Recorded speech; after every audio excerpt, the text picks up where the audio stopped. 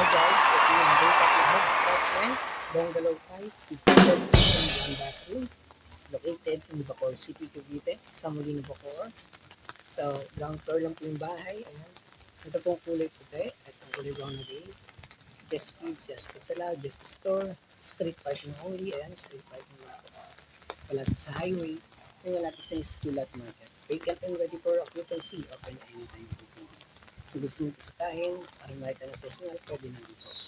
So ito po yung house apartment sa Bacoor City, sa Molino, Bacoor.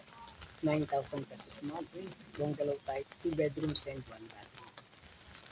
And guys, naulan, marami pa akong mga isi-share sa inyo ng mga house and apartment. Marami pa akong pupuntahan, marami pa tayong i-visit, at sana marami pa tayong balik.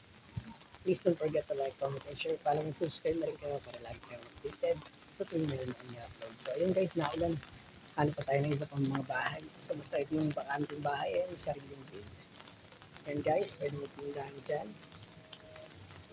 Ayan, tara.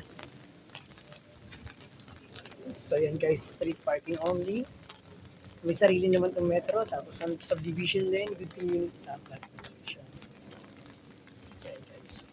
So maganda yung bahay sa maganda rin ang location. Ulit, itong kulay puti na bahay, ito yung bakanteng house apartment. 2 bedrooms, bungalow type, located in Bacoor City, Cavite.